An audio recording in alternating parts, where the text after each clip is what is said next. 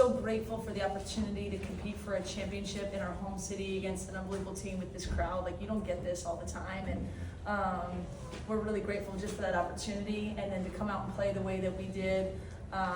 As a coach, like, your greatest hope is that you get to see your players celebrate, and it doesn't always happen. Especially doesn't happen when you're pretty good, because then it takes real achievements to celebrate. But we're really proud to be the Big Ten regular season champions. I think that's the truest test of consistency of excellence. But mostly, I think the way we won shows the growth of our team. It literally took every single person. It was such a team effort. UCLA is as good as advertised. That, you know, we've had to be better to beat them twice and to be the champs. So I'm a very lucky coach to have these two. They're the best duo in the country. I thought they were locked in all week. I thought the mentality is what was the differentiator, and they came out and did their thing and led their team to a Big Ten title. Started with Beth, and then go Sabrina and Jordan. Juju, you're the only not wearing any Big Ten championship stuff. What's up with that?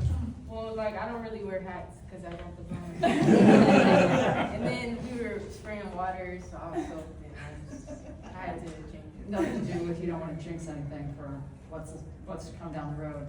No, I mean, I'm confident. You know, the work speaks for itself. So as long as we continue to stick with the process, we'll see success. Sabrina? For Kiki, you made that jumper in the fourth quarter. I couldn't tell if you shrugged or was like looking at Cheryl for I don't know. I think I was just so hyped. I was sitting for a while, but I was happy for my teammates, so I had a lot of energy, and I just kind of wanted to bring that energy in when I had my opportunity. And then you're no stranger to winning championships during regular season, so how does this one feel? It feels great for my seniors, like Rhea and Clarice. You know, all week we've talked about they've never got a win in poly, so I feel like it was extra special. We wanted to win this Big Ten championship, but for them to end their senior year and have a win at poly was super special. Rob, and expect Jordan. Juju, last 3 times you played UCLA, you were averaging 34 points, 10.3 rebounds, 4.3 blocks. You had another stat sheet suffered a game today. Just why are you so successful against UCLA? When it comes to those big time games, how are you just able to turn it on just the moment the ball tips off? I think I would be remiss to say, like, this, you know, playing UCLA doesn't motivate me extra.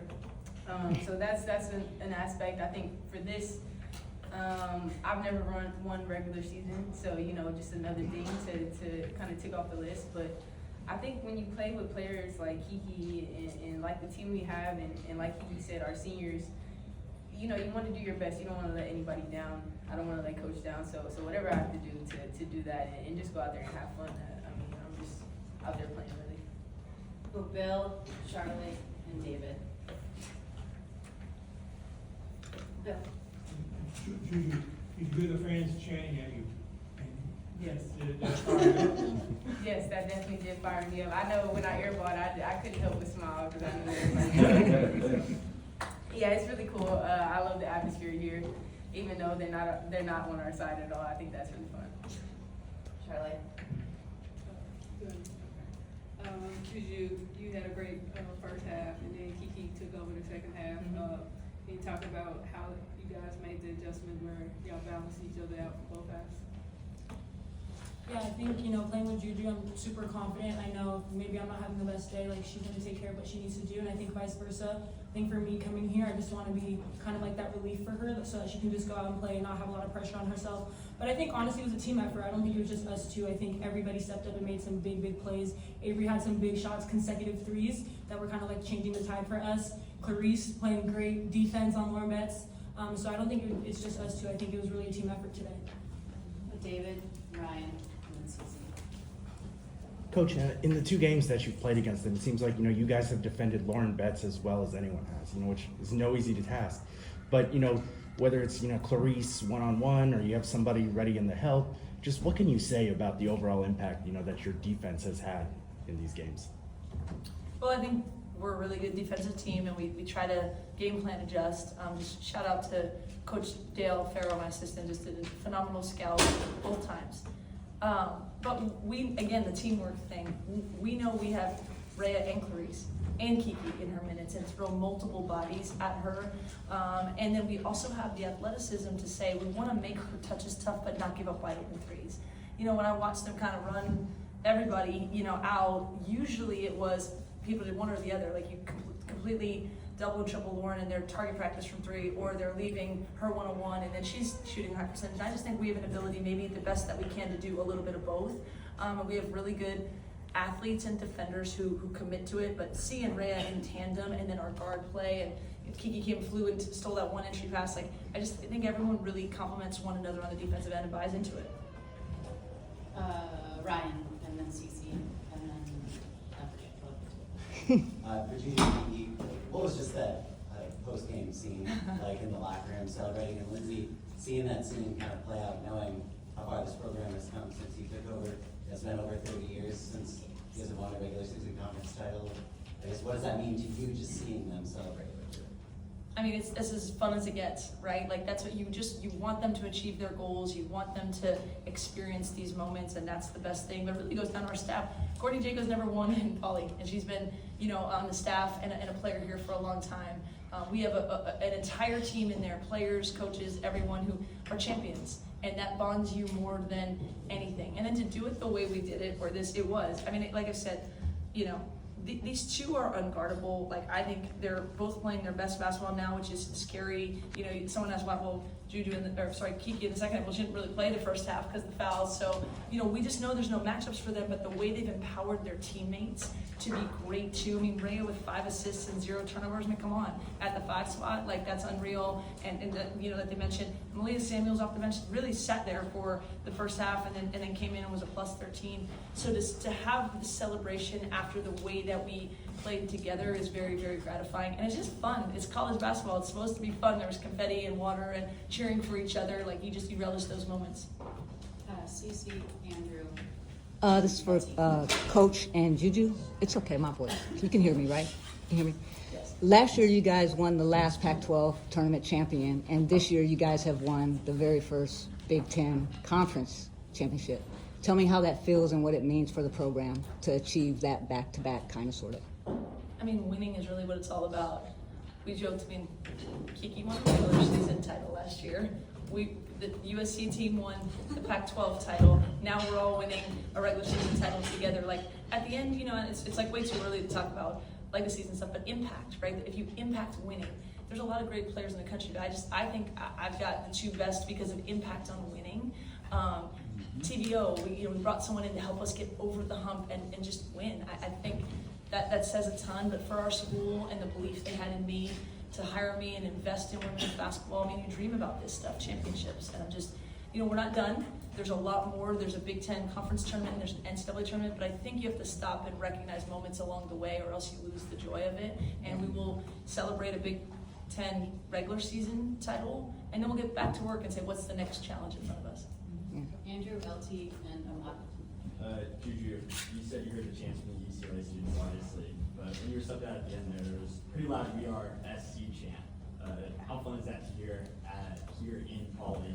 Oh yeah, that was cool. I was like, what are they saying? Like I was trying to figure out who's talking right now. I thought they were saying a UCLA chant. I was like, y'all are losing. But to hear that SC was there and we had some people in there, it was really cool. Just to see that we get the love, even when we go across town, we still get the home spirit. So it was really cool to see, and the whole crowd was just unbelievable on both sides. LT. This question's for all 3. Let's talk about the mental toughness of this team. Yeah, I could go on, and some stuff is really more for our locker room, but the examples I would say right now are, to be a star player and get 3 fouls in the quickly and have to sit, and then still be able to come out and dominate, like that's mental, right? Like the physical is always there, it's that ability, right? Or, I think what doesn't get talked about with Juju enough is the amount of just attention she gets, and from scrutiny and positive, it's a lot, but her ability to focus and say, what do I need to do for me to be at my best and for the team to win? Like those are mental aspects. And really the team, we knew that UCLA is really good, and we knew that they pride themselves on their hustle plays and rebounds and stuff, so we had to be the more mentally and physically tough team, and not because we felt like anyone else wasn't gonna do that on the other side, but because we needed to do it at a higher level, I thought we were a really, really mentally tough team today. When they made the run to start the second half, Yeah. and our response to that run was really important. And all of a sudden, you know, I think they cut it to 5 or 6, and it was back to 11 right away, and that was really key. Come on. Kiki, at halftime, you went to halftime with 3 fouls, and most of the starters got that foul trouble and whatnot. What was kind of the message for you guys and for you particularly? What were they kind of telling you here about kind of staying calm and playing the defense? Yeah, I think Coach Will, I always sit next to her, so she was always talking to me, but just like being smart, like I can be aggressive, but also be smart, so not getting, like my 3rd foul is a dumb foul, so being very smart with how I was playing, still being aggressive, and understanding I can still impact the game without being overly aggressive, and then she was just like, it's a new half, so it's really 0-0, everything that happened in the first half is done, it's gone, and as I was sitting, I was just like, how can I impact my teammates, how can I be, joyful on the bench, cheering them on, and then once it came second half, I was like, I was sitting too long, so let me go to work. So Henry, Jim, and then Sirat, last question. Coach, you talked about the scout you guys put together. Obviously, I think the talk was more about where adjustments they would make since you guys won the first game. But coming from that first game and watching film, what was the main thing that you wanted to do differently to put better today? I didn't say this all week, because I don't know if they knew, but Juju was so good in the first game. I think in the second and third quarter, the rest of our team was like 0 for 25. And we have a really good team, and we have, I think, learned to appreciate the greatness sort of our stars and also value what everyone else does. So I knew we could be better on offense, whether or not, she did the same thing again, and obviously she came out, it was pretty hot to start, but I thought, that's like I didn't really say to them. Like, I just knew we could do a lot better on offense, which we did. Defensively, we wanted to, just get Lauren's dribble a little bit more, like push her out, not let her get anything easy. We adjusted kind of where we doubled from at times. We gave up, I thought, some looks that we could take away. And, I mean, they're really good, so there were minor adjustments, but it was like doubling down on what we do well that they can't stop, and also making a couple adjustments. But I just knew if we could unleash our offense, it would be, it would be just more balanced in that sense. And I'm really glad that, our entire team came ready to play. We needed everybody. Lindsay, you talked earlier about having a couple days off and then getting back to work. How important is it to have that double bye in the conference tournament? Now you're going to have a couple extra days to recover and prepare. Yeah, I mean, at this time of year, rest is really critical. It's as critical as the work. The recovery, we do treat them in that sense like pros, of recovery and rest, and me trusting that we're still going to get the work in with more days, for sure. Now, with a double bye, and I haven't thought about it yet, you got to be ready on that first day because another team has played, right? So usually the byes help you later in the tournament. Like, we got to be ready to go, but I think we will. But there's no question, we put our bodies on the line. They fly around, like they need that rest and recovery, and that'll help us, I think, be ready to go for 3 games in 3 days in Indy. Last question here, Sarah. This is for Lindsay.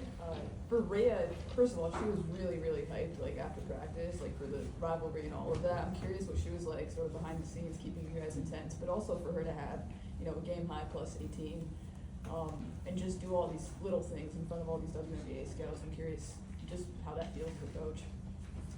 I mean, just so I can't put into words how proud I am of her and the leadership she's had all year. I really look at the way the rest of the team responds to her. It's pretty amazing, but she just has really leaned into what she does for this team. And 6 points, 6 rebounds, 5 assists, no turnovers, a block. I don't know. I don't know if that jumps off to anyone else as much as it does to us. But I've said it. I think she's moving up draft boards because in the W you play with 2 players like this and you do your job with that. And I think she's proven she's still a winning player. But her energy, her toughness, it's not easy to go out there and guard Lauren Betts, but she just does. I thought she was terrific on offense.